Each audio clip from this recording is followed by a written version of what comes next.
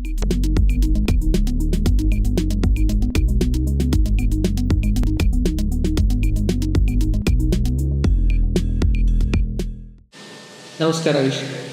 ಸಾಧಕ ಸಮಯ ವಿಶೇಷ ಕಾರ್ಯಕ್ರಮಕ್ಕೆ ನಿಮಗೆಲ್ಲರಿಗೂ ಸ್ವಾಗತ. ನಾನು ನಿಮ್ಮ ಅಚ್ಯುತ್ ಭಾರದ್ವಾಜ್ ಹಾಗೂ ಇವತ್ತು ನಮ್ಮಲ್ಲಿರುವಂತಹ ಅತಿಥಿ STM ಶಾಲೆಯ ಅಕ್ಷರ ಹನುಮಂತಿರ್ಬೋದು. ಇವರು ತಮ್ಮ ಎಳೆ ವಯಸ್ಸಿನಲ್ಲೇ ಸಾಹಿತ್ಯ ಕ್ಷೇತ್ರಕ್ಕೆ ಕಾಲಿಟ್ಟು Imagine of the Guardian of Imagination ಎನ್ನುವಂಥ ಇಂಗ್ಲೀಷ್ ನಾವಲನ್ನು ಬರೆದು ಪ್ರಖ್ಯಾತಿಯನ್ನು ಹೊಂದಿದ್ರು. ಸ್ನೇಹಿತರೆ, ಯಾರೇ ಆಗಲಿ ಅವರು ಬರಿಬೇಕು ಅಂತ ಅಂದ್ಕೊಂಡ್ರೆ ಅದರ ಹಿಂದೆ ತುಂಬ ಘಟನೆಗಳನ್ನ ಎದುರಿಸಿರ್ತಾರೆ, ತುಂಬ ಅನುಭವಗಳನ್ನು ಕೂಡ ಪಡೆದಿರ್ತಾರೆ. ಅದೆಲ್ಲದಕ್ಕಿಂತ ಹೆಚ್ಚಾಗಿ ಒಬ್ಬ ವ್ಯಕ್ತಿಗೆ ತನ್ನ ಜೀವನವನ್ನು ಒಂದು ಜರ್ನಿಯ ಹಾಗೆ ನೋಡ್ತಿರ್ತಾನೆ. ಆದರೆ ಇನ್ನೂ ಸಾಕಷ್ಟು ಅನುಭವವನ್ನು ಮಾಡಬೇಕಾಗಿರುವಂಥ ಅಕ್ಷರ ಹಾಗೂ ಈ ಪುಸ್ತಕದ ಬರವಣಿಗೆಯ ಜರ್ನಿಯ ಬಗ್ಗೆ ಇವತ್ತು ಮಾತಾಡೋಣ. ಮೊದಲನೇದಾಗಿ ಅವರ ಕಾರ್ಯಕ್ರಮಕ್ಕೆ ಬರಮಾಡಿಕೊಳ್ಳೋಣ. ವೆಲ್ಕಮ್ ಅಕ್ಷರ ಅವರೇ, ಮೊದಲನೇದಾಗಿ ನೀವು ಬರಿಬೇಕು ಅಂತ ನಿಮಗೆ ಬರವಣಿಗೆಯಲ್ಲಿ ಆಸಕ್ತಿ ಇದೆ ಅಂತ ಅನಿಸಿದ್ದು ಯಾವಾಗ? ಸೊ ನನಗೆ ಬರವಣಿಗೆಯಲ್ಲಿ ಆಸಕ್ತಿ ಇದೆ ಅಂತ ನಾನು ಮೊದಲೇ ತೋರಿಸ್ಲಿಲ್ಲ. ಈಗ ನಾನು ಫಸ್ಟ್ ಸ್ಟ್ಯಾಂಡರ್ಡಲ್ಲಿ ಓದ್ತಿದ್ದೆ. ಆಗ ಕ್ಲಾಸಲ್ಲಿ ಹೀಗೆ ಪಾಠ ಮಾಡ್ತಿದ್ರು, ಒಂದು ವಿಷಯಕ್ಕೆ ಬಂತು, ಕೇಳಿದ್ರು ನನ್ನ ಎದ್ದು ನಿಲ್ಲಿಸಿ, ಅಕ್ಷರ ನಿಮ್ಮ ಅಪ್ಪ ಬರೀತಾರಲ್ವಾ, ನೀ ಬರೆಯಲ್ವಾ ಅಂತ. ಅದಕ್ಕೆ ನಾನು ಇಡೀ ಕ್ಲಾಸ್ ಮುಂದೆ ನಿಲ್ಸಿ ಹೇಳಿದ್ರಲ್ಲ, ಹಾಗಾಗಿ ನಾ ಸುಳ್ಳು ಹೇಳಿದೆ ಮ್ಯಾಮ್ ಹತ್ರ. ಮ್ಯಾಮ್ ನಾನು ಕತೆಗಳೆಲ್ಲ ಬರಿತೀನಿ. ಮ್ಯಾಮ್ ಹೇಳಿದ್ರು, ಹಾಗಾದ್ರೆ ನಾಳೆ ಅವ್ರು ಬರ್ತಿರ್ತೀಯಾ ಅಂತ. ಸರಿ ಮ್ಯಾಮ್ ಅಂತ ಹೇಳಿ ಮನೆಗೆ ಬಂದೆ. ಮನೆಗೆ ಬಂದು ಏನು ಮಾಡೋದು ಗೊತ್ತಾಗ್ಲಿಲ್ಲ. ನನ್ನ ಹತ್ರ ಒಂದು ಸಣ್ಣ ಕತೆ ಪುಸ್ತಕ ಇತ್ತು, ಅದರಲ್ಲಿ proud to be an ant ಅಂತ ಒಂದು ಸಣ್ಣ ಕತೆ ಇತ್ತು, 15-16 ಲೈನಿಂದ. ಅದನ್ನೇ ರಫ್ ಬುಕ್ಕಲ್ಲಿ ಕಾಪಿ ಮಾಡ್ಕೊಂಡು ಹೋಗಿ ಅಲ್ಲಿ ಮ್ಯಾಮಿಗೆ ಕೊಟ್ಟೆ. ಮ್ಯಾಮ್ ಇಡೀ ಕ್ಲಾಸ್ ಮುಂದೆ ಓದಿ ಹೇಳಿದ್ರು ನನ್ನ ಕತೆ, ಕ್ಲಾಪ್ಸ್ ಹೊಡ್ಸಿದ್ರು. ಮ್ಯಾಮಿಗೆ ಗೊತ್ತಾಗಿರ್ಬೋದೇನೋ ನಾನು ನೋಡಿ ಬರ್ದಿದ್ದೀನಿ ಅಂತ, ಆದರೂ ಏನು ಹೇಳಲಿಲ್ಲ. ಸೊ ಅವಾಗ ಶುರು ಆಯಿತು. ಅವಾಗ ಸ್ವಲ್ಪ ಆಸಕ್ತಿ ಬಂತು, ನಾನು ನಿಜವಾಗಿ ಬರೆದ್ಬಿಡೋಣ ಅಂತ. ಸೊ ನನ್ನ ನೇಟಿವ್ ರಾಯಚೂರು. ಹೀಗೆ ಹಾಲಿಡೇಸಿಗಂತ ಅಲ್ಲಿ ಹೋಗಿದ್ದಾಗ ಅಲ್ಲಿ ಟೇಬಲ್ ಮೇಲೆ ನಂಗೆ ಒಳ್ಳೆ ಡೈರಿ ಕಾಣಿಸಿತ್ತು, ಒಳ್ಳೆ ಕುಷನಿಂಗ್ ಎಲ್ಲ ಆಗಿ ಹಾರ್ಡ್ ಕವರ್ ಚೆನ್ನಾಗಿತ್ತು. ಅಮ್ಮನ ಕೇಳಿದೆ, ಅಮ್ಮನ ಇದು ತಗೊಳ್ಳ ಅಂತ. ಅಮ್ಮ ಹೇಳಿದ್ರು ತಗೋ, ಆದ್ರೆ ನೀನು ಅದ್ರಲ್ಲಿ ಕತೆಗಳು ಬರ್ದಿಡು, ಕತೆಗಳು ಸಂಗ್ರಹ ಅದರಲ್ಲೇ ಮಾಡಿ ನೀನು ಅಂತ. ಸೊ ನಾ ಸರಿ ಅಂತ ತಗೊಂಡೆ. ಅದರಲ್ಲಿ ನಂಗೆ ಹೇಗೋ ಬೋರ್ ಆಗ್ತಿತ್ತ, ಕೂತ್ಕೊಂಡು 1-2 ಪೇಜ್ ಬರ್ದೆ. ಫಸ್ಟ್ ಕತೆ ಸೆಕೆಂಡಲ್ಲಿ ಇರ್ಬೇಕಾರೆ. ಸೊ ಪೋಯಮ್ ಫಸ್ಟ್ ಬರ್ದಿದ್ದಂದ್ರೆ ನಾ 7th ಅಲ್ಲಿ ಇರ್ಬೇಕಾದ್ರೆ ರಾಯಚೂರಲ್ಲಿ ನಮ್ಮ ಸ್ಕೂಲಲ್ಲಿ CC ಆಕ್ಟಿವಿಟಿ ಇತ್ತು, co-curricular activity. On account of Father's Day we had to compose a poem of our own. So ನಾನು ಒಂದು ಪೋಯಮು ಬರ್ದಿರ್ಲಿಲ್ಲ ಆಗ, ಫಸ್ಟ್ ಟೈಮ್ ಎಕ್ಸ್ಪೀರಿಯನ್ಸ್. ಹಾಗೆ ತಲೆಯಲ್ಲಿ ಏನು ಬಂತು, ಅದನ್ನ ಪೋಯಮ್ ಫಾರ್ಮಲ್ಲಿ ಬರೀಲಿಲ್ಲ, ಡಿಕ್ಲರೇಟಿವ್ ಸೆಂಟೆನ್ಸಲ್ಲಿ ಬರ್ಕೊಂಡು ಹೋದೆ, ಒಂದು ಕೆಳಗೊಂದು. ಅವಾಗ ಫಸ್ಟ್ ಸ್ವಲ್ಪ ಗೊತ್ತಾಯಿತು, ಪೋಯಮ್ ಬರೆಯೋದು ಇಷ್ಟು ಈಸಿ ಇದೆಯಲ್ಲ, ನಾನು ಅನ್ಕೊಂಡಷ್ಟು ಕಾಂಪ್ಲೆಕ್ಸ್ ಇಲ್ಲ, ನಾ ಬರಿಬೋದು ಅಂತ. ಸೊ ಹಾಗಾಗಿ ಅವತ್ತಿನ ಫಸ್ಟ್ ಬರ್ದು ಮತ್ತೆ ಬರಿತಾ ನನಗೆ ಎಕ್ಸ್ಪೀರಿಯನ್ಸ್ ಸಿಗ್ತಾ ಹೋಯ್ತು. ನನ್ನ ಎಕ್ಸ್ಪೀರಿಯನ್ಸ್ ಆಗ್ತಾ ಕಲಿತಾ ಹೋದೆ ಹೇಗೆ ಪೋಯಮ್ ಬರಿಬೇಕು ಅಂತ. ಸೊ ನಾನು 7th ಅಲ್ಲಿ ಬರ್ದಿದ್ದ ಪೋಯಮ್ ಮತ್ತೆ 8th ಅಲ್ಲಿ ಬರ್ದಿದ್ದ ಪೋಯಮ್ ಕಂಪೇರ್ ಮಾಡಿದ್ವಿ, ನಿಮ್ಗೆ ತುಂಬ ವ್ಯತ್ಯಾಸ ಸಿಗ್ಬೋದು.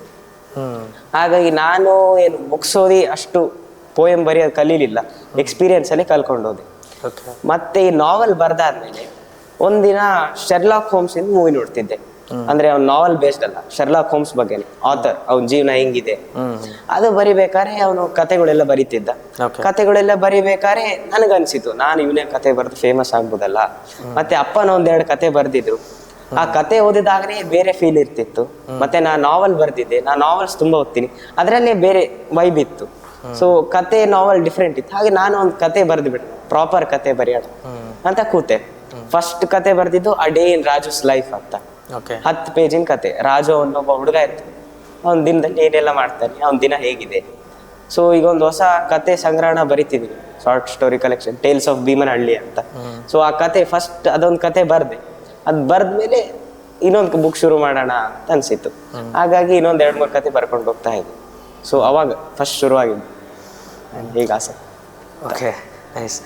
ಅಂದರೆ ಸಾಮಾನ್ಯವಾಗಿ ನಾವೇನಾದರೂ ಬರಿತೀವಿ ಅಂದರೆ ಕೆಲವೊಂದು ವಿಷಯಗಳು ನಮ್ಮನ್ನು ಇನ್ಸ್ಪೈರ್ ಮಾಡ್ತಾ ಇರುತ್ತೆ, ಕೆಲವೊಂದು ಫ್ಯಾಕ್ಟರ್ಸ್ ಕೂಡ ನಮ್ಮನ್ನು, ವ್ಯಕ್ತಿ ಆಗಿರ್ಬೋದು, ಫ್ಯಾಕ್ಟರ್ಸ್ ಆಗಿ ಏನೇ ಆಗಲಿ ಇನ್ಸ್ಪೈರ್ ಮಾಡುತ್ತೆ.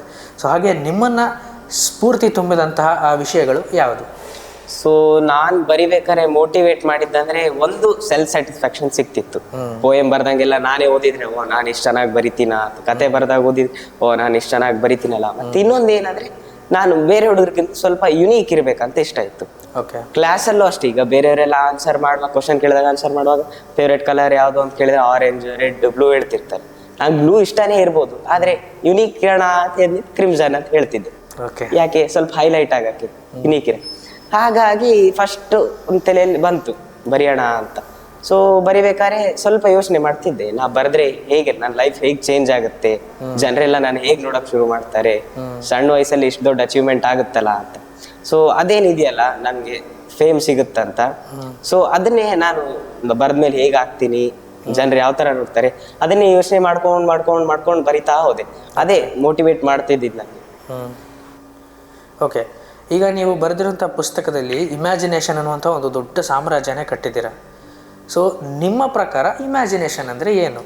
ಸೊ ನನ್ನ ಪ್ರಕಾರ ಇಮ್ಯಾಜಿನೇಷನ್ ಅಂದ್ರೆ it's the power that helps you cross the boundaries of reality.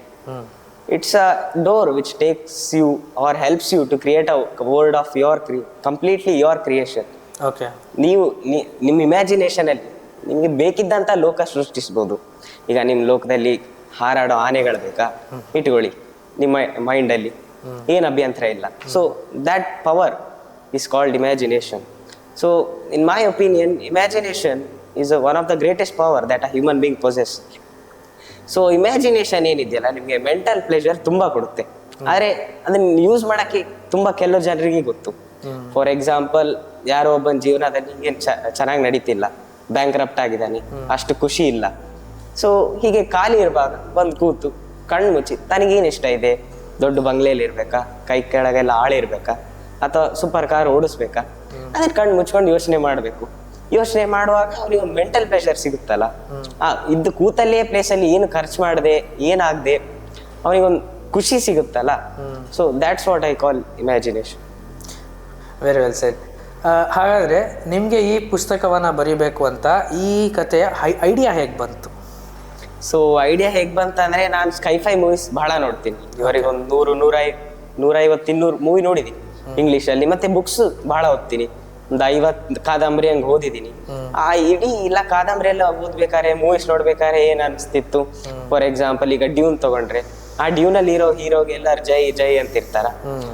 ಅವ್ನ ಹೀರೋ ಜಾಗದಲ್ಲಿ ನಾನಿದ್ರೆ ನನಗೆ ಹೇಗೆ ಅನಿಸ್ತಿತ್ತು, ಎಲ್ಲರೂ ಜೈ ಜೈ ಅಂತ ಹೇಳುವಾಗ ನಾನು ಹೇಗೆ ಮಾಡ್ತಿದ್ದೆ, ನನ್ನ ಟ್ರೈಬ್ನ ನಾನೇ ಲೀಡ್ ಮಾಡ್ತಿದ್ದೆ. ಫಾರ್ ಎಕ್ಸಾಂಪಲ್ ಸ್ಪೈಡರ್ ಮ್ಯಾನ್ ತಗೊಂಡಾಗೂ ಅಷ್ಟೇ, ಅದರಲ್ಲಿ ಹಿಂಗೆ ಟಾಮ್ ಹೋಲೆಂಡ್ ಸ್ಟಂಟ್ಸ್ ಆಗ್ತಿರ್ತಾನೆ, ನಾನು ಅವನ ಜಾಗದಲ್ಲಿದ್ರೆ ಆ ಥರ ಸಿಚುವೇಶನ್ ಬಂದರೆ ನಾನು ಹಂಗೆ ಸ್ಟಂಟ್ ಆಗ್ತಿದ್ನ, ಅಥವಾ ನಾನು ಯಾವ ಕೋರ್ಸ್ ಆಫ್ ಆ್ಯಕ್ಷನ್ ತಗೊಳ್ತಿದ್ದೆ, ನಾ ಹೀರೋ ಆಗಿದ್ರೆ ಏನು ಮಾಡ್ತಿದ್ದೆ, ಆ ಪವರ್ ಇಟ್ಕೊಂಡು ನಾನು ಏನು ಮಾಡ್ತಿದ್ದೆ, ಆ ಥರ ಎಲ್ಲ ಇಮ್ಯಾಜಿನ್ ಮಾಡ್ಕೊಳ್ತಿದ್ದೆ ಕೂತು, ಟೈಮ್ ಪಾಸ್ ಆಗದಿರಲ್ಲ ಕಣ್ಣು ಮುಚ್ಚಿ. ಸೊ ಬುಕ್ಸ್ ಓದುವಾಗೂ ಅಷ್ಟೇ, ಅದರಲ್ಲಿ ಯಾವುದಾದ್ರೂ ಒಂದು ಕ್ಯಾರೆಕ್ಟರ್ ಇಷ್ಟ ಆಯ್ತಾ, ಆ ಕ್ಯಾರೆಕ್ಟರ್ ನಾನಾಗಿದ್ರೆ ಹೇಗೆ ಮಾಡ್ತಿದ್ದೆ. ಸೊ ಹಾಗಾಗಿ ಅದು ಇದು ಮೂವಿದು ಬುಕ್ಕಿದೆಲ್ಲ ಮಿಕ್ಸಪ್ ಆಗಿ ಒಂದು ವರ್ಡ್ ಕ್ರಿಯೇಟ್ ಆಯಿತು. ವರ್ಡ್ ಕ್ರಿಯೇಟ್ ಆಗಿ ಈಗ ಮಾರ್ವಲ್ ಅಲ್ಲೆಲ್ಲ ನೋಡಿದ್ರೆ ಒಬ್ಬೊಬ್ಬನಿಗೆ ಗ್ರೇಟ್ ಸ್ಟ್ರೆಂತ್ ಇರುತ್ತೆ, but despite the strength they have at least one weakness. So ನನ್ಗೇನ್ ಬೇಕಿತ್ತು, ಎಲ್ಲರನ್ನ ಎದುರಿಸ್ಬೇಕಾದ್ರೆ. ಸೊ ನಂಗೇನು ವೀಕ್ನೆಸ್ ಇರಬಾರ್ದು, ನನಗೆ ಬೇಕಿದ್ದಿದ್ದು ನಾನು ಮಾಡ್ಬೋದು. ಸೊ ಹಾಗಾಗಿ ಇಮ್ಯಾಜಿನೋ ಅನ್ನೋದೊಂದು ಕ್ಯಾರೆಕ್ಟರ್ ಕ್ರಿಯೇಟ್ ಮಾಡಿದೆ. ಅದು ಇಮ್ಯಾಜಿನೋ ಕ್ಯಾರೆಕ್ಟರ್ ಅನ್ನೋದು ಹೇಗಿರ್ತಾನೆ, ನಾನೇ ಇಮ್ಯಾಜಿನೋ ಹೇಗಿರ್ತಿದ್ದೆ ನಾನು ಮಾಡ್ತಾ, ನನಗೆ ಬೇಕಿದ್ದ ಪ್ರಪಂಚ ಹೆಂಗ್ ಬೇಕಿತ್ತು, ಮೇಲೆ ಕೆಳಗೆಲ್ಲ ಯಾರ್ದು ಸವಾಸ ಬೇಡ, ಮೇಲೆ ನಾನೇ ಆರಾಮ್ ಇರ್ಬೇಕಂತ. ಸೊ ಹಾಗಾಗಿ ಆ ತರ ತಲೆಯಲ್ಲಿ ಬಂತು. ಸೊ ತಲೆಯಲ್ಲಿ ಬಂದಾಗ ನಾನು ಜಸ್ಟ್ ಲೈಕ್ ಎನ್ ಎಸ್ಸೆ ಬರ್ದಿಡೋಣ ಅಂತ ಫಸ್ಟ್ ಅನ್ಕೊಂಡೆ. ಆಯ್ತು, ಎಸ್ಸೆ ತರ ಒಂದ್ ಕಡೆ ಬರ್ದಿಟ್ಟು ಬಿಡೋಣ ಅಂತ ಅನ್ಕೊಂಡೆ ಯಾಕೆ ನಾ ಕಾದಂಬರಿ ಮಾಡಬಾರ್ದು, ಒಂದು ತುಂಬಾ ಪೇಜಸ್ ಎಲ್ಲ ಬರ್ದು ಎಲಾಬ್ರೇಟ್ ಮಾಡಿ. ಸೊ ಅಪ್ಪಂಗೆ ಹೇಳಿದೆ, ಈ ತರ ನಂಗೆ ಈ ತರ ಬರೆಯಕ್ಕೆ ಇಷ್ಟ ಇದೆ. ಸೊ ಹಾಗಾಗಿ ತಲೆಯಲ್ಲಿ ಏನಿದೆ ಸ್ಕ್ರಿಪ್ಟ್ ಬಂತು. ನಾನು ಮೊದಲು ತುಂಬಾ ಆ ತರ ಒಂದು 4-5 ಸ್ಕ್ರಿಪ್ಟ್ ಇರ್ಬೋದು ಇವಾಗ್ಲೂ ತಲೆಯಲ್ಲಿ, ಬೇರೆ ಬೇರೆ ಲೋಕದಲ್ಲಿ ಮೂವೀಸ್ ಎಲ್ಲ ನೋಡಿ ಎಕ್ಸ್ಪೀರಿಯನ್ಸ್ ಆಗಿ. ಸೊ ಹಾಗಾಗಿ ಒಂದು ಬರ್ದಿಡೋಣ ಅಂತ ಅನ್ಸ್ತು, ಬರ್ದೆ. That's how I got the idea. So ನಿಮ್ಮ ಪುಸ್ತಕದ ಬಗ್ಗೆ ಜನರಿಗೆ ಹೇಳೋದಾದ್ರೆ ನೀವೇನು ಹೇಳೋಕೆ ಇಷ್ಟಪಡ್ತೀರ? ಸೊ ನನ್ನ ಪುಸ್ತಕ ಅಂದ್ರೆ ಇಟ್ಸ್ ಬಿಯಾಂಡ್ ರಿಯಾಲಿಟಿ, ಇದು ಕ್ಲಾಸಿಕ್ ಅಲ್ಲ, ಎಂಟರ್ಟೈನ್ಮೆಂಟ್ ಬೇಸ್ಡ್ ಫ್ಯಾಂಟಸಿ. ಓಕೆ. ಇದರಲ್ಲಿ ಏನು ಒಬ್ಬ ಹುಡುಗ ಇರ್ತಾನೆ ನನ್ನ ತರಾನೇ, ಅಪ್ಪನ ಜೊತೆ ಎಲ್ಲ ಆಟ ಆಡ್ತಾ ಬೆಳೀತಾ ಟ್ರೈಬಲ್ ಬೆಳಿತಿರ್ತಾನೆ ಕಾಡಲ್ಲಿ. ಸೊ ಅವನಿಗೆ ಅವ್ರ ಅಪ್ಪ ಒಂದು ಬುಕ್ ಓದಿ ಹೇಳ್ತಿರ್ತಾರೆ, ಇಮ್ಯಾಜಿನೋ ಅಂತ. ಆ ಬುಕ್ಕಲ್ಲಿ ಏನಿರುತ್ತೆ, ಒಬ್ಬ ಹುಡುಗ ಇರ್ತಾನೆ. ಆ ಹುಡುಗನಿಗೆ ಒಂದು ದಿವಸ ಹುಡುಗ ಹುಟ್ಟಬೇಕಾದ್ರೆ 2 ಸ್ಪೆಷಲ್ ಪವರ್ ಇರುತ್ತೆ ಅವನಿಗೆ. ಏನಂದ್ರೆ 2 ಸ್ಟೋನ್ ಇರುತ್ತೆ ಅವನ ಮೈ ಒಳಗೆ, ಒಂದು ಯೆಲ್ಲೋ ಸ್ಟೋನ್, ಒಂದು ಪರ್ಪಲ್ ಸ್ಟೋನ್. ಅದು ಅವನಿಗೆ ಸೂಪರ್ ನ್ಯಾಚುರಲ್ ಪವರ್ಸ್ ಕೊಡುತ್ತೆ. ಅವನ್ ಏನ್ ಆಗ್ಬೇಕಂತ ಅನ್ಕೊಳ್ತಾನೋ ಅದೇ ಆಗತ್ತೆ. ಸೊ ಅವನ ಕತೆ ಓದ್ತಿರ್ತಾರೆ. ಅವನ ಕಥೆಯಲ್ಲಿ ಏನಾಗುತ್ತೆ, ಲಾಸ್ಟಿಗೆ ಅವನಿಗೆ ಅವ್ರ ಅಪ್ಪ ಅಮ್ಮಗೆ ಒಂದು ತಂಗಿ ಹುಟ್ಟುತ್ತಾಳೆ. ಓಕೆ. ತಂಗಿ ಹುಟ್ಟಿದಾಗ ತಂಗಿ ಮೇಲೆ ಪ್ರೀತಿ ಜಾಸ್ತಿ ಆಗುತ್ತೆ, ಇವನ್ ಮೇಲೆ ಪ್ರೀತಿ ಕಡಿಮೆ ಆಗುತ್ತೆ. ಸೊ ಅದರಲ್ಲಿ ಒಂದ್ ಸ್ವಲ್ಪ ಹೊಟ್ಟೆ ಕಿಚ್ಚಾಗುತ್ತೆ ಇವನಿಗೆ. ಸೊ ಆ ತರ ಕತೆ ಓದ್ತಾ ಇರ್ತಾರೆ. ಅದರಲ್ಲಿ ಏನದು ಸ್ಟೋನ್ ಅನ್ನೋದಿದೆಯಲ್ಲ, ಪವರ್ ಅನ್ನೋದಿದೆಯಲ್ಲ, ಇವನಿಗೆ ತುಂಬಾ ಹಿಡಿಸುತ್ತೆ. ಸೊ ಹಾಗಾಗಿ ಒಂದಿನ ಆಟ ಆಡ್ಬೇಕಾದ್ರೆ ಇವನಿಗೆ ಕಾಡಲ್ಲಿ ಆ ಸ್ಟೋನ್ ಸಿಗುತ್ತೆ. ಆ ಸ್ಟೋನಿಂದ ಏನಿದೆಯಲ್ಲ ಮಿತ್ ನಡೀತಿರುತ್ತೆ, ಇದ್ರಲ್ಲಿ ಲೆಜೆಂಡ್ ಇರುತ್ತೆ ಆ ಸ್ಟೋನಿನ ಬಗ್ಗೆ. ಸೊ ಇವನಿಗೆ ಒಂದಿನ ಆಟ ಆಡ್ಬೇಕಾದ್ರೆ ಆ ಸ್ಟೋನ್ ಸಿಗುತ್ತೆ. ಸಿಕ್ಕಾಗ ಇವನಿಗೆ ಪವರ್ ಸಿಗುತ್ತೆ. ಸೊ ಇವನಿಗೆ ಪವರ್ ಸಿಕ್ಕಾಗ ಇಮ್ಯಾಜಿನೇಷನ್ ಅದೇನ್ ಲ್ಯಾಂಡ್ ಇದೆಯಲ್ಲ, ಅರ್ಥಿನವರಿಗೆ ಅದರ ಎಕ್ಸಿಸ್ಟೆನ್ಸ್ ಬಗ್ಗೆ ಗೊತ್ತಿಲ್ಲ. ಸೊ ಹಾಗಾಗಿ ಇಮ್ಯಾಜಿನೇಷನ್ ರಾಜಾರಾಣಿ ಏನಿರ್ತಾರೆ ಇವನ ಹತ್ರ ಬಂದು ರಿಕ್ವೆಸ್ಟ್ ಮಾಡ್ತಾರೆ, ನಮ್ಮಲ್ಲಿ ಅಂದ್ರೆ ಅಷ್ಟು ಬಚ್ಚಿಟ್ಕೊಂಡಿರೋಷ್ಟು ಸೌಲಭ್ಯಗಳಿಲ್ಲ, ನಿನ್ ಹೆಲ್ಪ್ ಬೇಕಿತ್ತು ನಮ್ಗೆ ಅಂತ. ಸೊ ಹಾಗಾಗಿ ಇವನ್ನ ಇಮ್ಯಾಜಿನೇಷನ್ ಅನ್ನೋದು island, floating island, station sky ಅಲ್ಲಿ ಇರೋದು, ಕ್ಲೌಡ್ಸ್ ಮೇಲೆ, ಅದರದ್ದು ಗಾರ್ಡಿಯನ್ ಇವನ್ ಅಪಾಯಿಂಟ್ ಮಾಡ್ತಾರೆ. ಇವನ್ ಅದನ್ನ ನೋಡ್ತಾ ಇರ್ತಾನೆ. ಸೊ ಹಾಗಾಗಿ ಅವನ್ ಏನೆಲ್ಲ ಫೇಸ್ ಮಾಡ್ತಾನೆ, ಚಾಲೆಂಜಸ್ ಏನೆಲ್ಲ ಫೇಸ್ ಮಾಡ್ತಾನೆ, ಹೇಗೆಲ್ಲ ಇರ್ತಾನೆ ಅವನ ಜೀವನದಲ್ಲಿ, ಯಾರೆಲ್ಲ ಜನ ಬರ್ತಾರೆ ಹೋಗ್ತಾರೆ. ಸೊ ಹಾಗೆ ನಾನು ಈ ಬುಕ್ ಬರೆದೆ. ಹಾಗಾದ್ರೆ ನೀವು ಪುಸ್ತಕದ ಬಗ್ಗೆ ಹೇಳಿದ್ರಲ್ಲ, ಅದರಲ್ಲಿರುವಂಥ ಇಮ್ಯಾಜಿನ್ ಅನ್ನುವ ಕ್ಯಾರೆಕ್ಟರ್ ಬಗ್ಗೆ ಹೇಳಿದ್ರಿ. ಈ ಪುಸ್ತಕದಲ್ಲಿ ಆ ನಾಯಕ ಏನೆಲ್ಲ ಚಾಲೆಂಜಸ್ ಅನ್ನ ಫೇಸ್ ಮಾಡ್ತಾನೆ? ಸೊ ಒಂದು ಚಾಲೆಂಜ್ ಏನಂತ ಹೇಳಿದ್ರೆ ಅದೇ ಅವನಿಗೆ ಸ್ವಲ್ಪ ಮೈಂಡ್ ಸೆಟ್ ಅಡಾಪ್ಟ್ ಮಾಡೋದು ಕಷ್ಟ ಆಗುತ್ತೆ. ಸಣ್ಣ ವಯಸ್ಸಲ್ಲಿ ಇರ್ಬೇಕಾದ್ರೆ ಇವನಿಗೆ ಪವರ್ ಸಿಗುತ್ತೆ, ಅವಾಗ್ಲೇ ಇವನ್ನ ಗಾರ್ಡಿಯನ್ ಆಗಿ ಅಪಾಯಿಂಟ್ ಮಾಡಿರ್ತಾರೆ. ಸೊ ಕಷ್ಟಗಳನ್ನ ಫೇಸ್ ಮಾಡೋದು, ಧೈರ್ಯವಾಗಿ ಮಾತಾಡೋದು, ಅದು ಇದು ಮೈಂಡ್ ಸೆಟ್ ಡೆವಲಪ್ ಮಾಡ್ಕೊಳಕ್ಕೆ ಸ್ವಲ್ಪ ಕಷ್ಟ ಆಗಿರುತ್ತೆ. ಬಿಟ್ರೆ ಇವನ್ ಕಸಿನ್ ಇರ್ತಾನೆ ಕಲ್ಯಾಣ ಅಂತ, ಅವನಿಗೆ ಇಡೀ ಇಮ್ಯಾಜಿನೇಷನ್ ಕಾಂಕರ್ ಮಾಡ್ಬೇಕಂತ ಇರುತ್ತೆ. ಹಾಗಾಗಿ ಅವನ ಹತ್ರ ಪವರ್ಸ್ ಇರಲ್ಲ, ಇವನ್ ಪವರ್ಸ್ ಮೇಲೆ ಅವನಿಗೆ ಹೊಟ್ಟೆ ಕಿಚ್ಚಿರುತ್ತೆ. ಸೊ ಹಾಗಾಗಿ ಹೊಟ್ಟೆ ಕಿಚ್ಚಿರ್ಬೇಕಾದ್ರೆ ಇವನ್ ಹೆಲ್ಪ್ ಕೇಳ್ತಾನೆ, ಬಾ ನಾವ್ ಈ ತರ ಇಮ್ಯಾಜಿನೇಷನ್ ನಮ್ದೇ ಮಾಡ್ಕೊಳ್ಳೋಣ. ಸೊ ಇವನ್ ಅದಕ್ಕೆ ಅವಕಾಶ ಮಾಡ್ಕೊಡಲ್ಲ. ಸೊ ಅವನು ಏನಂದ್ರೆ ಬ್ಲಾಕ್ ಮೇಲ್ ಮಾಡ್ತಾನೆ ಇವನಿಗೆ, ಅಂದ್ರೆ ಅವನದೊಂದು ಸಪರೇಟ್ ಒಂದ್ ಪೀಸ್ ಆಫ್ ಇಮ್ಯಾಜಿನೇಷನ್ ಬ್ಲಾಸ್ಟ್ ಮಾಡ್ಕೊಂಡು ತಂದೆ ಮಾಡ್ಕೊಳ್ತಾನೆ. ಇಮ್ಯಾಜಿನ್ ಅಷ್ಟೇನ್ ತಲೆ ಕೆಡ್ಸ್ಕೊಳ, ಏನ್ ಮಾಡ್ತಾನ ಮಾಡ್ಲಿ ಬಿಡು ಅಂತ. ಸೊ ಇವನ್ ಏನಿರ್ತಾನಲ್ಲ ಇವನಿಗೆ ಬ್ಲಾಕ್ ಮೇಲ್ ಮಾಡ್ತಾನೆ, ನಾನು ಅರ್ಥ ಅವ್ರಿಗೆ ಹೇಳ್ತೀನಿ ನೀಂಗ್ ನಂಗೆ ಹೆಲ್ಪ್ ಮಾಡ್ಲಿಲ್ಲ ಅಂತ ಹೇಳಿದ್ರೆ. ಸೊ ಅವಾಗ ಇವನಿಗೆ ಒಂದ್ ಸ್ವಲ್ಪ ಬುಕ್ ಆಗುತ್ತೆ. ಸೊ ಬುಕ್ ಆದಾಗ ಇವನಿಗೆ ಇನ್ನೊಂದೇನಂತ ಹೇಳಿದ್ರೆ ಪರ್ಪಲ್ ಸ್ಟೋನ್ ಅಂತ ಹೇಳಿದ್ನಲ್ಲ, ಇಮ್ಯಾಜಿನ್ ಹೋಗಿ ಎಲ್ಲೋ ಸ್ಟೋನ್ ಮಾತ್ರ ಸಿಕ್ಕಿರುತ್ತೆ. ಪರ್ಪಲ್ ಸ್ಟೋನ್ ಅನ್ನೋದು ಸುರಕ್ಷಾ ಅಂತ ಐಲ್ಯಾಂಡ್ ಇರುತ್ತೆ, ಆ ಐಲ್ಯಾಂಡ್ ಮೇಲೆ ಬಿದ್ದಿರುತ್ತೆ. ಅದು ಆ ಐಲ್ಯಾಂಡ್ ಏನಿದೆ ಇಮ್ಯಾಜಿನೇಷನ್ ಅವ್ರದೇ ಕಂಟ್ರೋಲ್ ಅಲ್ಲಿ ಇರುತ್ತೆ. ಸೊ ಇವ್ನ್ ಮಾರನೇ ದಿನ ಕಲ್ಯಾಣ ಏನಿದಾನಲ್ಲ, ಅವನು ಇವ್ರ ಹತ್ರ ಬಂದು ಸಾರಿ ಕೇಳ್ತಾನೆ. ಆಗ ಇವ್ರೇನ್ ಅಷ್ಟು ಅನ್ಕೊಳಲ್ಲ, ಇವನು ಹಿಂದೆ ಒಂದು ಕುತಂತ್ರಿ ಪ್ಲಾನ್ ಇದೆ, ಏನೋ ಮಾಡಕ್ ಹೊರಟಿದ್ದಾನೆ ಅಂತ. ಇವ್ರಿಗೆ ಖುಷಿ ಆಗುತ್ತೆ, ಬುದ್ಧಿ ಕಲ್ತ್ ಬಂದಲ್ಲ ಅಂತ. ಸೊ ಇವನು ಅಂದ್ರೆ ಒಳ್ಳೆ ಇರ್ತಾನೆ, ಎಕ್ಸ್ಪೀರಿಯನ್ಸ್ ಇರುತ್ತೆ, ಸ್ಕಿಲ್ಸ್ ತುಂಬಾ ಇರುತ್ತೆ, ಚೆನ್ನಾಗೇ ಇರ್ತಾನೆ. ಹಾಗಾಗಿ ಸುರಕ್ಷಾದ ಜವಾಬ್ದಾರಿ ಇವ್ರಿಗೆ ಕೊಡ್ತಾರೆ, ಸ್ಟೋನ್ ನೋಡ್ಕೊಳ್ಳೋದು. ಅದಂದ್ರೆ fully confidential island, tight security. ಅಲ್ಲಿ ಇವನ್ನ ಹೆಡ್ ಮಾಡ್ತಾರೆ, ನೀನೆಲ್ಲ ನೋಡ್ಕೊಂಡು. ಇವನ್ ಏನ್ ಮಾಡ್ತಾನೆ, ಅಲ್ಲಿಂದ ಸ್ಟೋನ್ ತಗೊಂಡು ಓಡೋಗ್ತಾನೆ. ಸೊ ಓಡೋದಾಗ ಇಮ್ಯಾಜಿನೇಷನ್ ಅಲ್ಲಿ he wrecks havoc in the imagination. So ಅವನ್ನ ತಡಿಯಕ್ಕೆ ಅದೊಂದು ಚಾಲೆಂಜ್. ಬಿಟ್ರೆ ಇನ್ನೊಂದು ರೆಲ್ಮಿಗೆ ಹೋಗ್ತಾನೆ, ಡ್ರ್ಯಾಗೋನಿಯಾ ಅಂತ. ಅಲ್ಲಿ ಡ್ರ್ಯಾಗನ್ಸ್ ಗಳು ಇರುತ್ತೆ, ಅಲ್ಲಿ ಇವನೊಂದು ಚಾಲೆಂಜ್ ಫೇಸ್ ಮಾಡ್ತಾನೆ. ಏನು, ಅಲ್ಲಿದೊಂದು ಪ್ರಾಫಸಿ ಇರುತ್ತೆ. ಆ ಪ್ರಾಫಸಿಯಲ್ಲಿ ಏನು, ದೊಡ್ಡ ಡ್ರ್ಯಾಗನ್ ಇರುತ್ತೆ. ದೊಡ್ಡ ಡ್ರ್ಯಾಗನ್ ಇವನ್ಕಿಂತಲೂ ಬಹಳ ದೊಡ್ಡ, ಇವನ್ಕಿಂತ 100 ಪಟ್ಟು. ಇವನಿಗೆ ಅಂದ್ರೆ ಪವರ್ಸ್ ಇದೆ, ಇವನಿಗೆ ಫೇಸ್ ಮಾಡ್ಬೋದು. ಆದ್ರೆ ಆ ಡ್ರ್ಯಾಗನ್ ಯಾಕೆ ಕಷ್ಟ ಆಯ್ತು ಅಂತ ಹೇಳಿದ್ರೆ, 100 ಜನರ ಶಕ್ತಿ ಇವನೊಬ್ನ ಹತ್ರ ಇದೆ, ಇವನಂತ 100 ಜನರ ಶಕ್ತಿ ಅವ್ರ ಹತ್ರ ಇದೆ. ಸೊ ಹಾಗಾಗಿ ಅಲ್ಲೊಂದ್ ಸ್ವಲ್ಪ ತಲೆ ಓಡಿಸಿ ಎಲ್ಲ ಮಾಡ್ಬೇಕಾಗತ್ತೆ. ಸೊ ಇದೆರಡು ಕಷ್ಟ ಅಂತ ಹೇಳಿದ್ರೆ ಒಂದು ತುಂಬಾ ಪಟ್ಟಿದ್ದು. ಓಕೆ, ನೀವೀಗ ಇಮ್ಯಾಜಿನೇಷನ್ ಅನ್ನುವಂಥ ಒಂದು ಕಾನ್ಫಿಡೆನ್ಷಿಯಲ್ ವರ್ಲ್ಡ್ ಇದೆ ಅಂತ ಹೇಳಿದ್ರಿ, ಡ್ರ್ಯಾಗೋನಿಯಾ ಈ ರೀತಿ ವರ್ಲ್ಡ್ ಎಲ್ಲ ಇದೆ ಅಂತ ಹೇಳಿದ್ರಿ. ಸೊ ಆ ವರ್ಲ್ಡ್ ಬಿಲ್ಡಿಂಗ್ನ ಹೇಗೆಲ್ಲ ಮಾಡಿದ್ರಿ ನೀವು? ಸೊ ಫ್ರಾಂಕ್ಲಿ ಹೇಳ್ಬೇಕಂತ ಹೇಳಿದ್ರೆ, ನಾನು ಏನ್ ಬರಿತಿದ್ನಲ್ಲ, ಬರೆಯುವಾಗ ಫಸ್ಟ್ ಸ್ಕ್ರಿಪ್ಟ್ ತಲೆಯಲ್ಲಿ ಬರ್ತಿತ್ತು. ಅಂದ್ರೆ ಟಾಪಿಕ್ ಮೇಲೆ ಡೆಪ್ತ್ ನಾಲೆಜ್ ಸಿಕ್ತಿತ್ತು, ಏನ್ ಬರಿಬೇಕು ಅಂತ. ಹಾಗಾಗಿ ನಾ ಬರಿಬೇಕಾದ್ರೆ ನಂಗೆ ಪ್ರಜ್ಞೆನೇ ಇರ್ತಿರ್ಲಿಲ್ಲ. ತಲೆಗೆ ಬರ್ತಾ ಇತ್ತು, ಬರ್ಕೊಂಡು ಹೋಗ್ತಿದ್ದೆ. I was not conscious of what I was writing. ನಾ ಪ್ರೂಫ್ ರೀಡಿಂಗ್ ಮಾಡಕಂತ ಇನ್ನೊಂದ್ಸತಿ ಓದೋ ತನಕ ನನ್ಗೆ ಗೊತ್ತೇ ಇರ್ತಿರ್ಲಿಲ್ಲ ನಾನು ಏನ್ ಬರ್ತಿದ್ದೆ ಅಂತ. ಹಾಗಾಗಿ ನಾನಂದ್ರೆ ನಿಮ್ಗೆ ಹೆಂಗ್ ಹೇಳಿ ಅಂತ, ವರ್ಡ್ ಬಿಲ್ಡಿಂಗ್ ಅದ್ ತಲೆಯಲ್ಲಿ ಬರ್ತಾ ಹೋಯ್ತು, ನಾ ಬರಿತಾ ಹೋದೆ. ಅದ್ರಲ್ಲಿ ಗ್ರಾಮರ್ ಕರೆಕ್ಟ್ ಮಾಡ್ಬೇಕಾದ್ರೆ ಅದೇ ಹೇಳಿದ್ ನಾನು, ಮೂವೀಸ್ ತುಂಬಾ ನೋಡ್ತೀನಿ, ಬುಕ್ಸ್ ತುಂಬಾ ಓದ್ತೀನಿ ಅಂತ. ಇವಾಗ ಏನಾದ್ರೂ ಒಂದು ಸೆಂಟೆನ್ಸ್ ಇತ್ತು, ಲೈಕ್ ಐ ವಾಸ್ ಡನ್ನಿಂಗ್ ದಿಸ್. ಆ ಡನ್ನಿಂಗ್ ಅನ್ನೋದೇನಿದೆ ವರ್ಡ್ ಸ್ವಲ್ಪ ಅನಿಸ್ತಿತ್ತು ನಂಗೆ ಸರಿ ಅಲ್ಲ, ಯಾಕೆ ಯಾವ ಮೂವಿಯಲ್ಲಿ ಅಥವಾ ಯಾವ ಬುಕ್ಕಲ್ಲಿ ಈ ತರ ಬರ್ತಿರ್ಲಿಲ್ಲ. ಸ್ವಲ್ಪ ರಿಕಾಲ್ ಮಾಡ್ತಿದ್ದೆ, ಯಾವ ಚೆನ್ನಾಗಿ ಕರೆಕ್ಟ್ ಯಾವ್ದು ಇರ್ತಿತ್ತು, I was doing this work. So ಅದೇ ತರ ಆಟೋ ಕರೆಕ್ಟ್ ಆಗ್ತಿತ್ತು ಅದೇ. ಓಕೆ. ಸೊ ನೀವು ಈ ಪುಸ್ತಕವನ್ನು ಪೂರ್ತಿ ಬರೆಯೋದಕ್ಕೆ ಅಂತ ಎಷ್ಟು ಸಮಯವನ್ನು ತಗೊಂಡ್ರಿ? ಆ್ಯಂಡ್ ನಿಮಗೆ ಈ ಪುಸ್ತಕದಲ್ಲಿ ಇಷ್ಟ ಆಗುವಂತಹ ಭಾಗ ಯಾವುದು? ಸೊ ಎಕ್ಸಾಕ್ಟ್ಲಿ ಹೇಳ್ಬೇಕಂತ ಹೇಳಿದ್ರೆ ಬುಕ್ ಬರೆಯೋಕೆ ನಾನು 1 ತಿಂಗಳು ತಗೊಂಡಿದ್ದು. ಅದೇ ರಿಯಲ್ ಆಗಂತ ಹೇಳಿದ್ರೆ 6th ಮಿಡ್ ಟರ್ಮ್ ಅಲ್ಲಿ ಶುರು ಮಾಡಿದ್ದು. ಓಕೆ. 7th ಮುಗಿಬೇಕಾದ್ರೆ ಎಲ್ಲ ಕಂಪ್ಲೀಟ್ ಆಯ್ತು. 6th ಅಲ್ಲಿ ಏನು ಅಂದ್ರೆ ಐಡಿಯಾ ಬಂತಲ್ಲ ಬುಕ್ ಬರೆಯೋಣ ಅಂತ, ಅವಾಗ ಫಸ್ಟ್ ಸ್ವಲ್ಪ ಎಂಥೂಸಿಯಾಸಮ್ ಇತ್ತು, ಜೋಶ್ ಇತ್ತು. ಫಸ್ಟ್ ಡೇನೆ ಒಂದು 5 ಪೇಜ್ ಬರ್ದೆ. 5 ಪೇಜ್ ಬರ್ದು ಮತ್ತೊಂದ್ 2 ವಾರ ಏನಾದ್ರು ತಂಟಕ್ಕೆ ಹೋಗ್ಲಿಲ್ಲ, ಮತ್ತೆ ಯಾವಾಗೋ 1 ಪೇಜ್ ಬರ್ದೆ.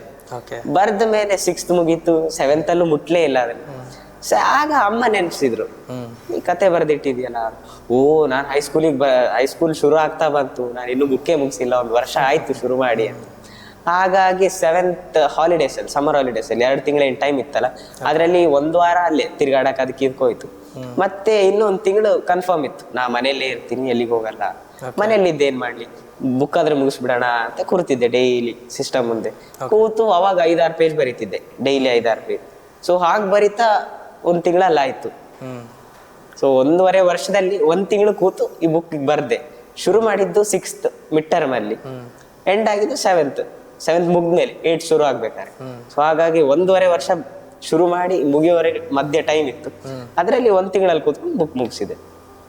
ಹಾಗಾದ್ರೆ ನಿಮ್ಗೆ ಆ ಪುಸ್ತಕದಲ್ಲಿ ಇಷ್ಟ ಆಗುವಂತ ಭಾಗ ಯಾವುದು? ಇಷ್ಟ ಆಗುವಂತ ಭಾಗ ಅಂತ ಹೇಳಿದ್ರೆ, ಇವಾಗ ಬುಕ್ ಬರಿಬೇಕಾದ್ರೆ ಏನು ಯೋಚನೆ ಮಾಡ್ತಿದ್ನಲ್ಲ, ಈಗ ನಾ ಬುಕ್ ಬರೆದಾಗ ನನ್ನ ಲೈಫ್ ಚೇಂಜ್ ಆಗುತ್ತೆ, ಸೊಸೈಟಿಯಲ್ಲಿ ಜನ ನಾನು ಯಾವ ತರ ನೋಡ್ತಾರೆ, ಯುನೀಕ್ ಆಗಿರ್ತೀನಿ, ನಂತರ ತುಂಬಾ ಬರೆಯಲ್ಲ ಹುಡುಗರು, ಆ ತರ ಯುನೀಕ್ ಆಗಿರ್ಬೇಕಾದ್ರೆ ಸ್ವಲ್ಪ ಫೇಮ್ ಸಿಕ್ತಿತ್ತು ಜನರ ಮಧ್ಯೆ ಎಲ್ಲ.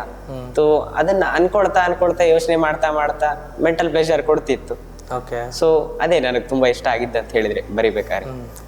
ಮತ್ತೊಂದು ನನಗೆ ತುಂಬಾ ಕ್ಯೂರಿಯಸ್ ಅನಿಸುವಂತಹ ಪ್ರಶ್ನೆ, ನಿಮ್ಮ ತಂದೆ ರಾಜಶೇಖರ್ ಹಳೆಮನೆ ಅವರು ತುಂಬ ಒಳ್ಳೆಯ ಪ್ರಖ್ಯಾತಿಯನ್ನು ಹೊಂದಿರುವಂತಹ ಬರಹಗಾರರು, ಈಗಿನ ಕನ್ನಡ ವಿಮರ್ಶಕರು ಕೂಡ ಹೌದು. ಅವರ ಮಗನಾಗಿ ನೀವು ಇಂಗ್ಲೀಷಲ್ಲಿ ಯಾಕೆ ಬರಿಬೇಕು ಅಂತ ಅನ್ಕೊಂಡ್ರಿ ಈ ಕಥೆನ? So this is the most frequent question I get asked. ಏನಂದ್ರೆ ಅದೇ ಹೇಳ್ತಾರೆ ಎಲ್ಲರೂ, ಅಪ್ಪ ಕನ್ನಡದಲ್ಲಿ ಅಷ್ಟು ದೊಡ್ಡ ಸಾಹಿತಿ ಇದ್ದಾರೆ, ನೀನ್ ಯಾಕೆ ಇಂಗ್ಲೀಷಲ್ಲಿ ಬರ್ದೆ? ಸೊ ಏನಂತ ಹೇಳಿದ್ರೆ, ಅಪ್ಪ ನಂಗೆ ಫೋರ್ಸ್ ಮಾಡ್ಲಿಲ್ಲ ನೀ ಕನ್ನಡನೇ ಓದು ಅಂತ. ಇನ್ಫ್ಯಾಕ್ಟ್ ಹೇಳ್ಬೇಕಂತ ಹೇಳಿದ್ರೆ, ನಾ ಕನ್ನಡ ಅಪಾರ್ಟ್ ಫ್ರಮ್ ಅಕಾಡೆಮಿಕ್ಸ್ ಬೇರೆ ಕತೆ ಪುಸ್ತಕ ಕವನ ಓದಿದ್ದಾದ್ರೆ 20 ಪೇಜ್. ನನಗೆ 14 ವರ್ಷದಲ್ಲಿ ಬರೀ 20 ಪೇಜ್ ಓದಿದ್ದು ನಾನು ಅಕಾಡೆಮಿಕ್ಸ್ ಬಿಟ್ಟು ಕನ್ನಡದಲ್ಲಿ. ಹಾಗಾಗಿ ಕನ್ನಡ ಟಚ್ ಇಲ್ಲ. ನಂಗೆ ಇಂಗ್ಲೀಷಲ್ಲಿ ಇಂಟ್ರೆಸ್ಟ್ ಇತ್ತು. ಫಸ್ಟ್ ಸ್ಟ್ಯಾಂಡರ್ಡ್ ಇಂದಾನು ಅಷ್ಟೇ, ಕನ್ನಡಕ್ಕಿಂತಲೂ ಬೇಗ ಇಂಗ್ಲೀಷ್ ಬಂತು. ಕನ್ನಡದಲ್ಲೆಲ್ಲ ಕಲಿಸ್ತಿದ್ರು, ಇನ್ನು ಇಂಗ್ಲೀಷಲ್ಲಿ ಆಗ್ಲೇ ಚಾಪ್ಟರ್ಸ್ ಎಲ್ಲ ಬಂದಿತ್ತು. ಸೊ ಅದೆಲ್ಲ ಓದ್ತಿದ್ದೆ. ಮತ್ತೆ ಇನ್ನೊಂದೇನಂದ್ರೆ, ಲಾಕ್ ಡೌನ್ ಅಲ್ಲಿ ನಂಗೆ ಅಪ್ಪ ಯಾವಾಗ ನಾನು 2nd ಸ್ಟ್ಯಾಂಡರ್ಡ್ ಅಲ್ಲಿ ಇರ್ಬೇಕಾದ್ರೆ ಕ್ಲಾಸಿಕ್ಸ್ ಎಲ್ಲ ತಂದು ಕೊಟ್ಟಿದ್ರು. Adventures of Huckleberry Finn, Treasure Island, ಆ ತರ ಈ ತರ. ಸೊ ಅದು ಯಾವ್ದು ಮುಟ್ಟಿರ್ಲಿಲ್ಲ ನಾನು 2nd ಸ್ಟ್ಯಾಂಡರ್ಡ್ ಅಲ್ಲಿ. ಅಷ್ಟು ಎಕ್ಸ್ಪೀರಿಯನ್ಸ್ ಇತ್ತು. ಅಪ್ಪ ತಂದಿಟ್ಟಿದ್ರು, ಓದ್ ನಿನ್ಗೆ ಇಷ್ಟ ಇದ್ರೆ ಅಂತ.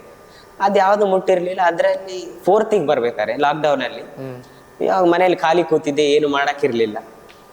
ಸೀಕ್ರೆಟ್ 7 ಅಂತ ಒಂದು ಬುಕ್ ಇತ್ತು ಸಣ್ಣದು. ಆ ಸೀಕ್ರೆಟ್ 7 ಅನ್ನೋ ಬುಕ್ ಏನೋ ರಾತ್ರಿ ಊಟ ಆದ್ಮೇಲೆ ಕೂತ್ಕೊಂಡೆ ಹೀಗೆ ಹಿಡ್ಕೊಂಡು ಓದೋಣ ಅಂತ.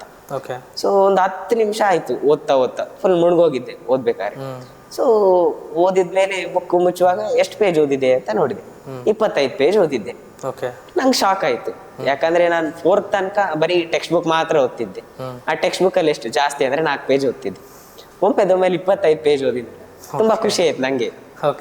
ಅಪ್ಪಂಗೆಲ್ಲ ಹೇಳಿದೆ, ಅಮ್ಮಂಗೆ ಹೇಳಿದೆ, ತಂಗಿಗೆ ಹೇಳಿದೆ, ನೋಡು 25 ಪೇಜ್ ಓದಿದೀನಿ ಅಂತ.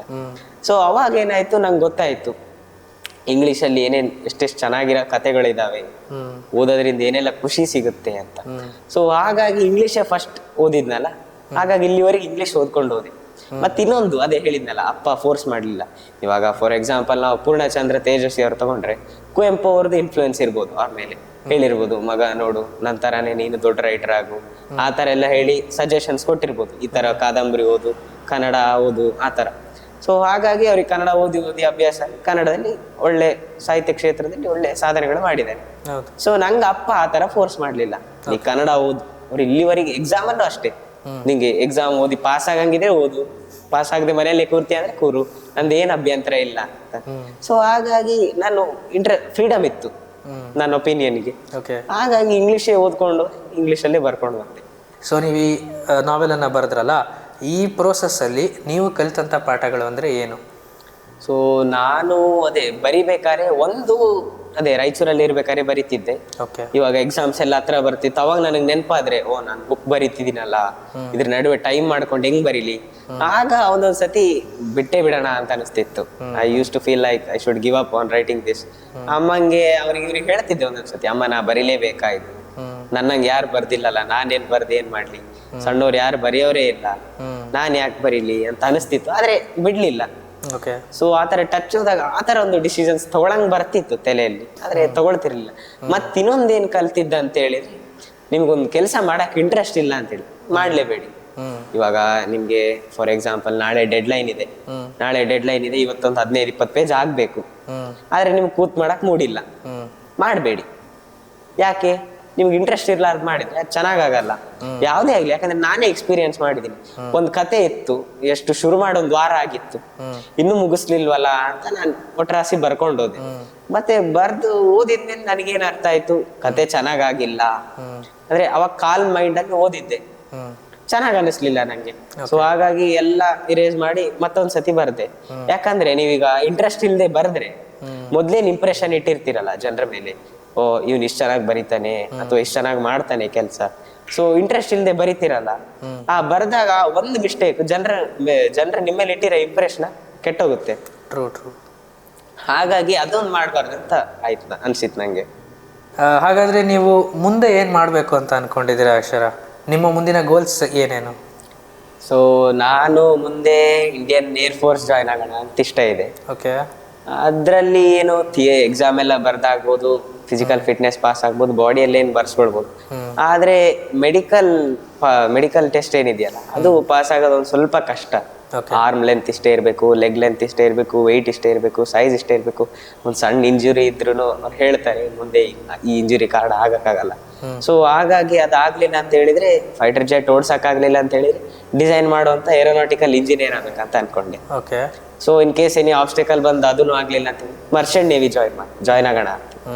ಸೊ ಓವರ್ ಆಲ್ ಯಾವ್ದಾದ್ರು ಜಾಬ್ ಇರಲಿ, ಒಟ್ಟು ಅಡ್ವೆಂಚರಸ್ ಇರಬೇಕು, ಪ್ರೆಸ್ಟೀಜಿಯಸ್ ಇರಬೇಕು.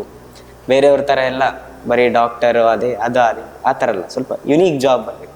ಈಗ ಪೈಲಟ್ ಆದ್ರೆ ನಿಮ್ಗೆ ಫ್ಯಾಮಿಲಿಯಲ್ಲಿ ಏನ್ ಮಾತಾಡ್ತಾರೆ, ಓ ಅವ್ರ ಮಗ ಡಾಕ್ಟರ್ ಇದ್ದಾನೆ, ಇಂಜಿನಿಯರ್ ಇದ್ದಾನೆ, ಅವನಿಗೆ ಇಷ್ಟ ಸಂಬಳ ಅಷ್ಟಲ್ಲ. ಸೊ ಈಗ ಪೈಲಟ್ ಮರ್ಚೆಂಟ್ ನೇವಿ ಆ ತರ ಏನಾದ್ರು ಜಾಯ್ನ್ ಆದಾಗ ಮಾತಾಡ್ಬೇಕಾದ್ರೆ ಬರ್ತಾರೆ, ಇವನ್ ಶಿಪ್ಪಲ್ಲಿ ಹೋಗ್ತಾನೆ, ಈ ತರ ಇದ್ದಾನೆ, ಇವ್ನು ಈ ತರ ಎಲ್ಲ ಕಷ್ಟಪಟ್ಟು ಈ ಜಾಬ್ ಸೇರಿದ. ಸೊ ಹಾಗಾಗಿ ಫ್ಯಾಮಿಲಿ ಸ್ವಲ್ಪ ಹೈಲೈಟ್ ಆಗ್ತೀವಿ. ಮತ್ತೆ ನಂಗೆ ಕೆಲ್ಸದಲ್ಲಿ ಫಿಸಿಕಲ್ ಸ್ಟ್ರೆಸ್ ಇಷ್ಟ, ಮೆಂಟಲ್ ಸ್ಟ್ರೆಸ್ ಇರಬಾರ್ದು. ಸೊ ನಂಗೆ ಈಗ ಸಾಫ್ಟ್ವೇರ್ ಇಂಜಿನಿಯರ್ಸ್ಗಳು ಏನನ್ಸುತ್ತೆ, ಲೈಫ್ ಬೋರಿಂಗ್ ಅನ್ಸುತ್ತೆ. No offence to them, but ಅಂದರೆ ಡೈಲಿ ಇಡೀ ದಿನ ಬೆಳಗ್ಗೆ ಬರೋದು, ಕಂಪ್ಯೂಟರ್ ಮುಂದೆ ಕೂರೋದು, ರಾತ್ರಿ ತನಕ ಅಲ್ಲೇ ಕೂರೋದು, ಟೈಪ್ ಮಾಡೋದು, ಕಣ್ಣಾಳು ಮಾಡ್ಕೊಳ್ಳೋದು ಅಂತಲ್ಲ, ಕೂತಿರೋದಲ್ಲೇ ಸ್ವಲ್ಪ ಬೋರಿಂಗ್ ಅನ್ಸುತ್ತೆ ನಂಗೆ ಆ ಥರ. ಮತ್ತೆ ಮೆಂಟಲ್ ಸ್ಟ್ರೆಸ್ ಜಾಸ್ತಿ ಇರುತ್ತೆ, ಎಂಜಾಯ್ ಮಾಡಕ್ ಬಿಡಲ್ಲ ನಿಮ್ಗಷ್ಟು. ಸೊ ಫಿಸಿಕಲ್ ಸ್ಟ್ರೆಸ್ ಏನಿದೆಯಲ್ಲ ಮೆಂಟಲ್ ಸ್ಟ್ರೆಸ್ಗಿಂತ ಬೆಟರ್ ಅಂತ ನನ್ಗನ್ಸುತ್ತೆ. ಯಾಕಂದ್ರೆ ಫಿಸಿಕಲ್ ಸ್ಟ್ರೆಸ್ ನಿಮ್ಗೆ 1 ಗಂಟೆಯಲ್ಲಿ ಇರುತ್ತೆ, ಏನೋ ಇದು ವರ್ಕ್ ಮಾಡೆಲ್ ಕಂಪ್ಲೀಟ್ ಮಾಡಬೇಕು, ಕೈಯೆಲ್ಲ ಅಳ್ಳಾಡಿಸ್ತೀರಾ ಮಾಡ್ತೀರಾ, ಓಕೆ. ಆ 1 ಪೀರಿಯಡ್, ಆ 1 hour ತನಕ ಮಾತ್ರ ನಿಮ್ಗೆ ಸ್ಟ್ರೆಸ್ ಇರುತ್ತೆ. ಬಿಟ್ರೆ ಮತ್ತೆ ಮನೆಗೆ ಬಂದ್ಮೇಲೆ ಎಲ್ಲ ಕಂಪ್ಲೀಟ್ ಆಗಿರುತ್ತೆ, ತಲೆಯಲ್ಲಿ ಏನಿರಲ್ಲ. ಮನೆಗೆ ಬಂದ್ಮೇಲೆ ಆರಾಮಾಗಿ ಕೂತು ಎಂಜಾಯ್ ಮಾಡ್ಬೋದು, ಅಥವಾ ಎಲ್ಲಿಗಾದ್ರೂ ಹೊರಗೆ ಹೋಗ್ತೀರಾ ಹೋಗಿ ಬರ್ಬೋದು. ಆದ್ರೆ ಮೆಂಟಲ್ ಸ್ಟ್ರೆಸ್ ಇದ್ದಂಗೆ ಹಿಂಗಲ್ಲ, ಮೈಂಡ್ ಕೂತಿರುತ್ತೆ, it will be blank, it won't let you get any new things. So ಹಾಗಾಗಿ ಅದೇ ಅಡ್ವೆಂಚರಸ್ ಜಾಬು, ಫಿಸಿಕಲ್ ಸ್ಟ್ರೆಸ್ ಇರೋ ಜಾಬು, ಮತ್ತೆ ಏನಾದ್ರೂ ಒಂದು ಆಕ್ಷನ್ ಮಾಡ್ತಾ ಇರ್ಬೇಕು, ಹೊರಗೆ ಬಂದು ಆಕ್ಟಿವ್ಲಿ ಇರೋಂಥ ಜಾಬ್ ಇಷ್ಟ. ಓಕೆ. ಸೊ ಇನ್ ಫ್ಯೂಚರಲ್ಲಿ ನೀವಾಗಲೇ ಹೇಳಿದ್ರಲ್ಲ ಇಂಗ್ಲೀಷಲ್ಲಿ ಬರೀಲಿಕ್ಕೆ ತುಂಬ ಆಸಕ್ತಿ ಇದೆ ಅಂತಂದೇಳಿ, ಇನ್ ಫ್ಯೂಚರಲ್ಲಿ ನೀವು ಕನ್ನಡದಲ್ಲಿ ಬರೆಯುವಂಥ ಅವಕಾಶ ಅಥವಾ ಯೋಚನೆ ಏನಾದರೂ ಇದೆಯಾ? ಸೊ ಕನ್ನಡದಲ್ಲಿ ಅಂದರೆ ನಾನು ಫುಲ್ಲು ಇಂಗ್ಲೀಷಲ್ಲೇ ಬರಿತೀನಿ ಅಂತಲ್ಲ, ಕನ್ನಡದಲ್ಲೂ ಬರಿತೀನಿ. ಕವನಗಳೆಲ್ಲ ನಾನು ಇಂಗ್ಲೀಷ್ಗಿಂತ ಜಾಸ್ತಿ ಕನ್ನಡದಲ್ಲೇ ಬಹಳ ಚೆನ್ನಾಗಿ ಬರಿತೀನಿ. ಇಂಗ್ಲೀಷ್ ಮತ್ತೆ ಕನ್ನಡ ಕವನ ಕಂಪೇರ್ ಮಾಡಿದ್ರೆ ಕನ್ನಡದಲ್ಲಿರೋ ಕವನ ನಾನು ಇಂಗ್ಲೀಷ್ಗಿಂತ ಇಂಗ್ಲೀಷಲ್ಲಿ ಇರೋ ಕವನಕ್ಕಿಂತ ಚೆನ್ನಾಗಿದೆ. ಓಕೆ. ಸೊ ನಂಗೆ ಕನ್ನಡದಲ್ಲಿ ಕವನಗಳು ಬರೆಯೋಕ್ಕೆ ಅಷ್ಟೇನು ಕಷ್ಟ ಆಗಲ್ಲ. ಈ ಕವನ ಯಾಕೆ ಕಷ್ಟ ಆಗಲ್ಲ ಅಂತ ಹೇಳಿದ್ರೆ ಟೆಕ್ಸ್ಟ್ ಬುಕ್ಕಲ್ಲೆಲ್ಲ ಓದಿದ್ದೀನಿ, ಫಾರ್ಮ್ಯಾಟ್ ಗೊತ್ತು ಹೇಗೆ ಬರಿಬೇಕಂತ. ಸೊ ನನಗೆ ಗದ್ಯ ಭಾಗಗಳೆಲ್ಲ ಬರೆಯೋಕ್ಕೆ ಸ್ವಲ್ಪ ಕಷ್ಟ ಆಗುತ್ತೆ, ಯಾಕಂದ್ರೆ ಇಲ್ಲಿವರೆಗೂ ಓದ್ಲಿಲ್ಲ. ಸೊ ಹಾಗಾಗಿ ಸ್ವಲ್ಪ ಮುಂದೆ ಟೈಮ್ ಇದ್ದಾಗ ಅದೇ ಅಪ್ಪನ ಹತ್ರ ಕೇಳಿಸ್ಕೊಂಡಿದ್ದೀನಿ ಒಂದು 2-3 ಬುಕ್ ಈಸಿಯಾಗಿ ಕಲ್ತ್ಕೊಳ್ಳೋವಂಥದ್ದು. ಸೊ ಅದೊಂದು 2-3 ಓದಿ ಒಂದು ಸ್ವಲ್ಪ ಬೇರೆಯವ್ರ ಸ್ಯಾಟಿಸ್ಫ್ಯಾಕ್ಷನಿಗೆ, ನನ್ನ ಸ್ಯಾಟಿಸ್ಫ್ಯಾಕ್ಷನಿಗೆ ಅಂತ ಒಂದು ಕತೆ ಸಂಕಲನ ಆ ಥರ ಈ ಥರ ಮಾಡಿಟ್ಕೊಳ್ಬೇಕಂತ ಅನ್ಕೊಂಡಿದ್ದೀನಿ. ಇವಾಗ ಸದ್ಯ ಕನ್ನಡದಲ್ಲೇ ಕವನ ಸಂಕಲನ ಮಾಡ್ಬೇಕಂತ ಇಟ್ಕೊಂಡಿದ್ದೀನಿ. ಕನ್ನಡದಲ್ಲಿ ಒಂದು 10-15 ಕವನಗಳಾಗಿದ್ದಾವೆ, ಇನ್ನೊಂದು 20-30 ಬರೆದು ಅದೇ ಕನ್ನಡದಲ್ಲಿ ಒಂದು ಕವನ ಸಂಕಲನ ಮಾಡಿ ಪಬ್ಲಿಷ್ ಮಾಡೋಣ ಅಂತೀನಿ. ಸೊ ಸದ್ಯ ಕನ್ನಡದಲ್ಲಿ ಸದ್ಯಕ್ಕಷ್ಟು ಪ್ಲಾನ್ ಇದೆ, ಮುಂದೆ ನೋಡ್ಬೇಕು ಏನ್ ಮಾಡೋಣ ಅಂತ. ಓಕೆ. ಸೊ ಕೊನೆಯದಾಗಿ ಈಗ ನಿಮ್ಮ ಏಜ್ ಗ್ರೂಪಲ್ಲೇ ತುಂಬ ಜನ ಹೀಗೆ ಬರಿಬೇಕು ಅಂತ ಅಂದ್ಕೊಂಡಿರ್ಬೋದು, ಇನ್ನೂ ಸಾಕಷ್ಟು ಜನ ಬರಿಬೇಕು ಅಂತ ಅಂದ್ಕೊಂಡು ಬರಿದಲ್ಲೇ ಇರ್ಬೋದು.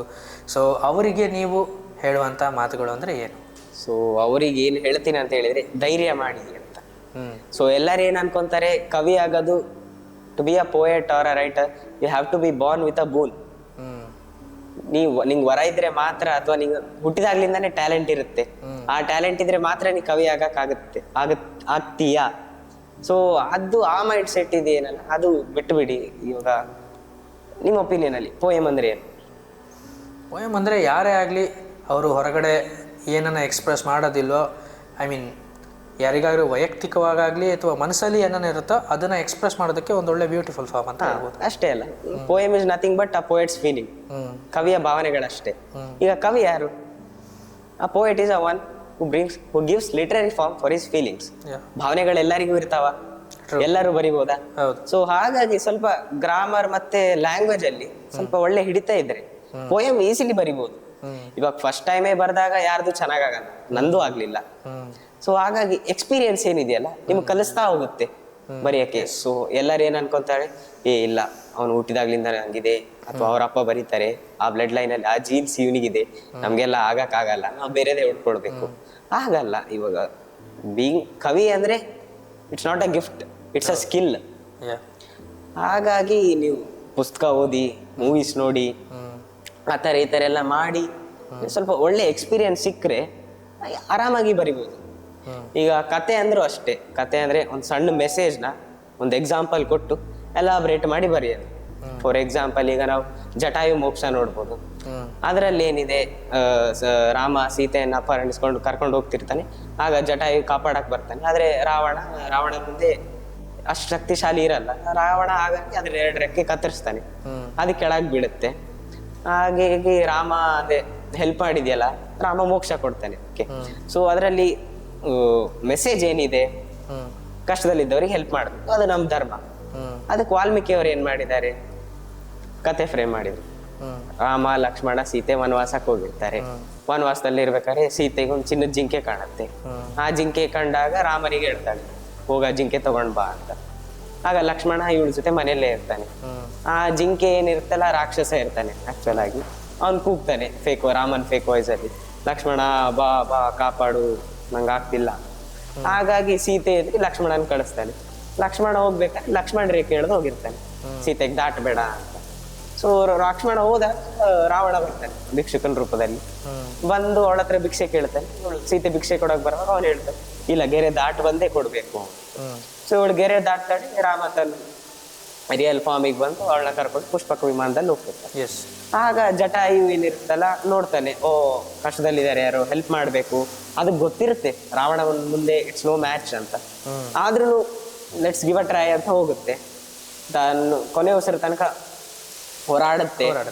ಆಗ ರಾವಣ ಆಬ್ವಿಯಸ್ಲಿ ಶಕ್ತಿಶಾಲಿ. ಸೊ ಹಾಗಾಗಿ ಅದ್ರ ರೆಕ್ಕೆ ಕತ್ತರಿಸ್ತಾನೆ. ರೆಕ್ಕೆ ಕತ್ತರಿಸಿದಾಗ ಕೆಳಗ್ ಬಿಡುತ್ತೆ, ಸಾಯಲ್ಲ, ತನ್ನ ಉಸಿರು ಹಿಡ್ಕೊಂಡಿರುತ್ತೆ ರಾಮ ಬರತಂಕ. ರಾಮ ಬಂದ್ಮೇಲೆ ಈ ತರ ಹೇಳಿ ಉಸಿರು ಬಿಡುತ್ತೆ. ಆಗ ರಾಮ ಅದಕ್ಕೆ ಬರುವಾಗ ಮೋಕ್ಷ ಕೊಡ್ತಾನೆ. ಸೊ ಅದ್ರಲ್ಲಿ ಹೇಳೋದೇನಿತ್ತು ನಮ್ಗೆ, ಬರೀ ಕಷ್ಟದಲ್ಲಿದ್ದವ್ರಿಗೆ ಸಹಾಯ ಮಾಡಿ, ಅದೇ ನಮ್ ಧರ್ಮ. ಅದಕ್ಕೆ ನಾವು ಅಷ್ಟೆಲ್ಲ ಅಂದ ಚಂದ ತುಂಬಿದ್ವಲ್ಲ, ಅದು ಕತೆ. ಆ ಸ್ಕಿಲ್ ನೀವು ಪಡ್ಕೊಳ್ಬಹುದು, ಹುಟ್ಟಬೇಕಂತೇನಿಲ್ಲ. ಸ್ವಲ್ಪ ಬುಕ್ಸ್ ಓದಿದ್ರೆ ಆ ಥರ ಎಲ್ಲ ಬರುತ್ತೆ. ಸೊ ಕವನ ಬರೆಯೋದು, ಕತೆ ಬರೆಯೋದು ಅಷ್ಟೇನು ಕಷ್ಟವಾದದ್ದಲ್ಲ, ಎಲ್ಲರಿಗೂ ಮಾಡಬೇಕು, ಧೈರ್ಯವಾಗಿ ಮಾಡಬೇಕು. ಇವಾಗ ಕೆಲವ್ರ ಜನರಿಗೆ ಅದೇ ಸ್ವಲ್ಪ ಗೊತ್ತಿರುತ್ತೆ ಬರೆಯಕ್ಕೆ, ಆದ್ರೆ ಚೆನ್ನಾಗಾಗ್ಲಿಲ್ಲ ಅಂದ್ರೆ ಏನ್ ಮಾಡೋದು, ಅಂದ್ರೆ ಕಾಂಪಿಟೇಷನ್ ಒಂದು ಕ್ರಿಯೇಟ್ ಮಾಡ್ಕೊಳ್ಬಾರ್ದು. ನೀವೇ ಇವಾಗ ನೀವೊಂದು ಕವನ ಬರ್ದ್ರಿ ಕಷ್ಟಪಟ್ಟು, ಇನ್ನೊಬ್ಬ ಒಂದು ಕವನ ಓದ್ತೀರಿ, ಅವ್ನು ನಿಮ್ಗಿಂತ ಚೆನ್ನಾಗಿದೆ. ಸೊ ಅವಾಗ in that case when you lose their hope ಅನ್ಸುತ್ತೆ, ನನ್ಗಿಂತ ಚೆನ್ನಾಗಿ ಬರೆಯೋರಿದ್ದಾರೆ, ನಾ ಬರದೆ ಏನ್ ಮಾಡ್ಲಿ, ಬೇಡ ಅಂತ ಬಿಡ್ತಾರೆ. ಸೊ ಹಾಗಾಗಿ ನಾನೇನಂತೀನಿ, ಬೇರೆಯವ್ರ ಜೊತೆ ಕಂಪ್ಯಾರಿಸನ್ ಮಾಡೋದ್ ಬಿಟ್ಟು ನೀವೇ ಮಾಡ್ಕೊಳ್ಳಿ. Compare yourself when you are yesterday you are in yesterday and how you are today, and if you have time make plans for your future. So ಮತ್ತೆ ನಾನು ಇನ್ನೊಂದು ಪೇರೆಂಟ್ಸಿಗೆ ಏನ್ ಹೇಳಕ್ ಇಷ್ಟಪಡ್ತೀನಿ ಅಂತ ಹೇಳಿದ್ರೆ, ಮಕ್ಕಳಿಗೆ ಏನ್ ಇಷ್ಟ ಅದೇ ಅದು ಮಾಡಕ್ ಬಿಡಿ. Because most of the parent decide what their children have to become when they grow up. It's all based on the parents decision. Childrens decision are not much entertained. ಹಾಗಾಗಿ ತುಂಬಾ ಜನ 6th 7th ಅಲ್ಲಿ ಇರ್ಬೇಕಾದ್ರೆ, ಯಾಕಂದ್ರೆ ನಾನು ನೋಡಿದೀನಿ, ನನ್ನ friends ಅಥವಾ ನಾನು ಜನರನ್ನ ನೋಡಿದೀನಿ, 6th 7th ಅಲ್ಲಿ ಇರ್ಬೇಕಾದ್ರೆ ಹೆವಿ ಟ್ಯೂಷನಿಗೆ ಹಾಕ್ತಾರೆ, ನೀವು ಓದಿ ಡಾಕ್ಟ್ರೇ ಆಗ್ಬೇಕು.